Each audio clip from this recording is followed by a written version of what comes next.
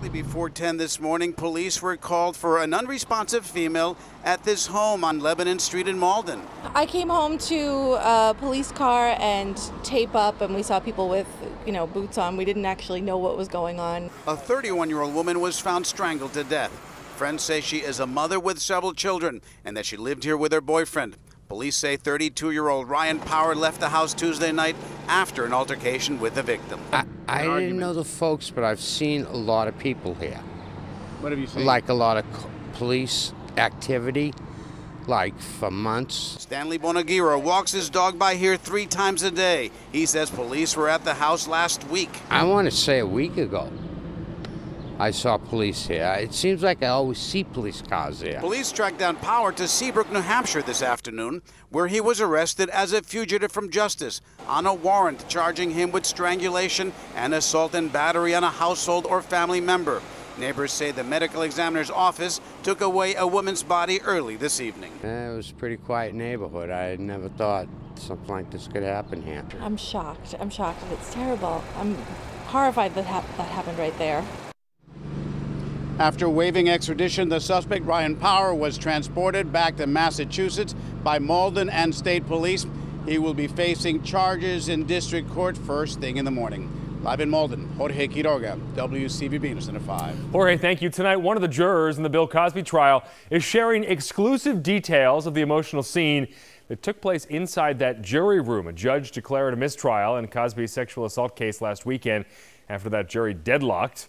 One juror tells ABC News that 10 of the 12 jurors agreed that Cosby was guilty on 2 of the assault counts. The group deliberated for more than 50 hours and the mood was tense. The juror described people crying out of nowhere, one male juror punching a concrete wall, saying if they continued to deliberate, there would have been a fight. Prosecutors say they plan to try to retry Cosby.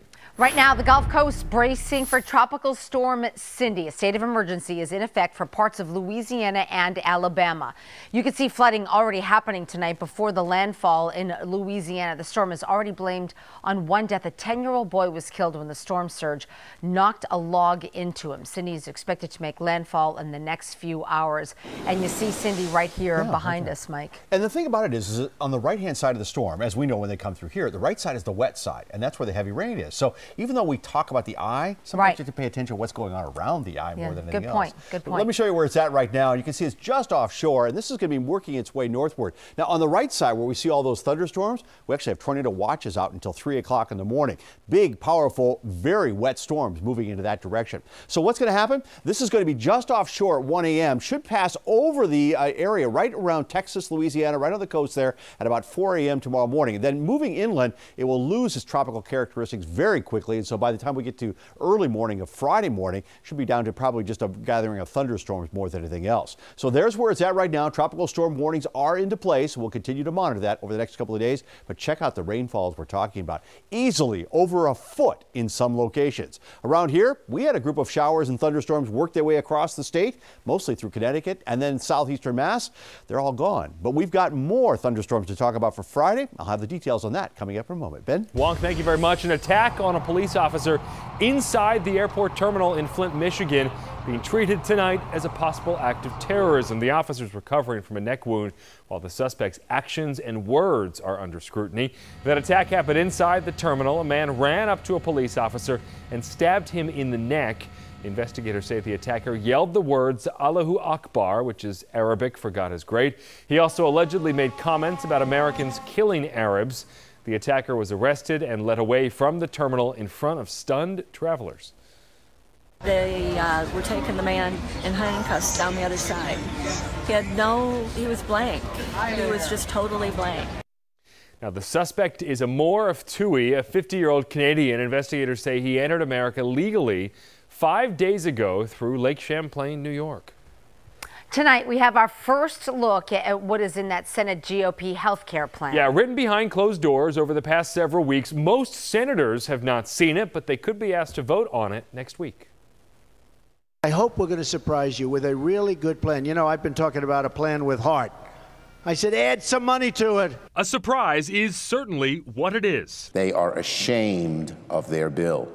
They don't want anybody to see it. For weeks, behind closed doors, GOP Senate leaders have drafted a bill to repeal and replace Obamacare, angering Democrats and even some Republicans. I haven't seen it. How can I put my support behind it or not support it behind it if I haven't seen it?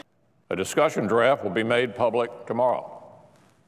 Every member of the Senate will have it. But the Washington Post says it already has a draft of the bill, which is similar to the plan passed by the House last month, with a couple of big changes, like subsidies to help people buy insurance will be tied to income, not age, as in the House bill. The Senate plan also rolls back the expansion of Medicaid, a program run by the states for lower-income individuals, but it does it more slowly than the House bill. And the Senate plan repeals all Obamacare taxes, except the tax on very expensive so-called Cadillac health plans. It's not clear if Senate Republicans have 50 votes for this bill. Democrats say they'll fight it. Are you ready to fight back for every human being in this country? Now, it's unclear tonight how this Senate bill will handle those pre-existing conditions, if it will let states change the rules to allow insurers to charge patients with pre-existing conditions more money. Senate Majority Leader Mitch McConnell is pushing for a vote on this by the end of next week. Following a string of special election losses for Democrats in Massachusetts, Congressman Seth Moulton says it's time to consider new leadership, including replacing House Minority Leader Nancy Pelosi. Well, you know, whether she's the leader or not is up for the caucus to decide. But this is something that we certainly have to discuss because it's clear that I think across the board in the Democratic Party, we need new leadership. It's time for a new generation of leadership in the party. Something Seth Moulton told us last night right here on News Center 5. Democrats lost the special House elections in Georgia and South Carolina last night, as well as in Kansas and Montana earlier. The captain and the pilot of that high-speed ferry that slammed into a Cape Cod jetty are off the job, at least for now. The Steamship Authority says the two workers will be on administrative leave as the Coast Guard investigates. The damaged boat's also out of service. It was the MV Iano for a couple of more weeks. 18 people were hurt last Friday night when that high-speed ferry crashed after dark in rough weather. Officials say the pair tested negative for alcohol. Jurors will be back in the morning for day number 2 of deliberations in the murder trial of Michael McCarthy. He, of course, is accused of beating the 2-year-old Bella Bond to death before dumping her body in the Boston Harbor. But the defense blames the girl's mother, Rochelle Bond, who waited months to report her daughter's death and testified for the prosecution as part of a plea deal. When his 11-year-old daughter added Snapchat to her phone, prosecutors say Sean Wynn of Peabody got angry and took that discipline too far. Now he's being held without bail. He's accused of attacking this little girl with a belt and then choking her. The defense says the charges are exaggerated. Wynn's girlfriend says the girl deserved to be disciplined and that her boyfriend did not use a belt. 5 investigates discovering tonight that official court reporters transcribing criminal trials across the state will become a thing of the past. As of June 30th next year, the position of official court reporter will be eliminated.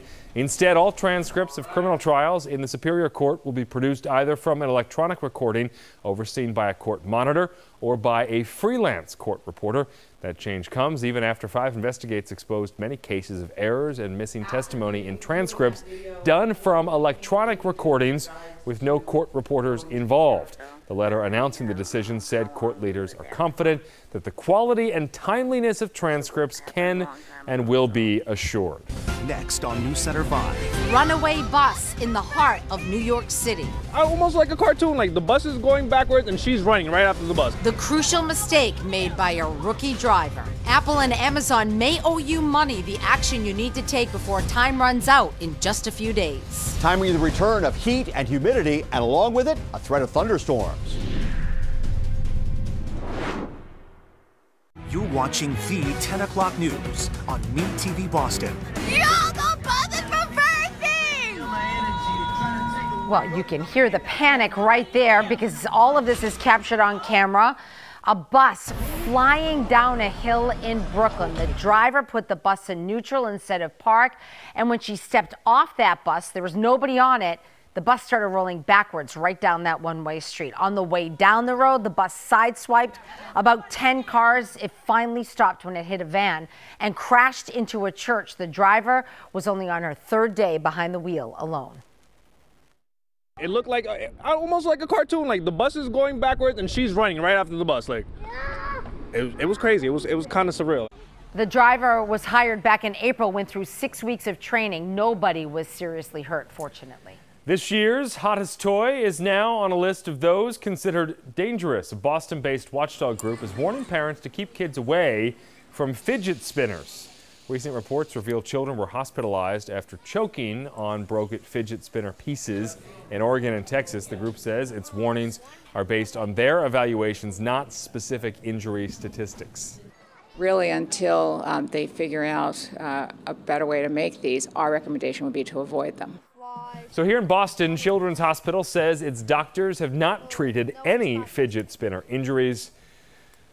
For the complete list of dangerous toys, check out the WCVB mobile app. I'm going to just leave it there, Maria. Good idea. Relief for people dealing with rheumatoid arthritis may be found in fish. Researchers at Brigham and Women's Hospital and Harvard Medical School found that patients who ate fish at least twice a week saw their symptoms reduced far more than those who ate fish less than once a month. Symptoms were reduced even more for those eating fish more than twice a week. And now to olive oil, extra virgin olive oil. It could help reduce the risk of Alzheimer's. New research from Temple University finds mice with olive oil enhanced diets had better memories and learning abilities. Researchers also found that the oil could reduce intracellular disease and toxins commonly associated with the onset of the disease. If you have downloaded an ebook from Amazon recently, chances are you have free money in your account. Millions of Amazon customers have received free credits in their accounts after an Apple lawsuit, but there is one catch. These credits expire by midnight on Saturday. Be sure to check your account before the offer ends. It's the final night of Sail Boston. The majestic ships head out tomorrow morning. Not before a sunset salute. News Center 5's Mary Saladna had a front row seat. Hi, Mary. Yeah, hi Maria, hi Ben. You know, it was a gorgeous night to see these ships. A bittersweet evening as well because nobody wants to see them move on. A sunset salute and a final farewell. Thousands strolled the waterfront for a last look at the 54 tall ships that called Boston home for the past 5 days. You know, I was a little girl when I last saw them, so this is bringing back such wonderful and beautiful memories. Bay Staters love these majestic vessels. They're part of our history, and the people who sail them say the feeling is mutual. Oh, Boston's great. I love Boston. How was Boston? Amazing. People are so friendly. Yeah, it's been really good. The lobster's so good. A big part of the fun is meeting the crews. They hail from all over the globe, and watching them at work is nothing short of breathtaking. Are you racing? Yeah, we're racing, yeah. Okay. Yeah. In fact, the Jolly Breeze is in third place overall at the moment. We do shift work when we're on the boat, so it depends what the weather's like, but sometimes we do 4 hours on and 8 hours off.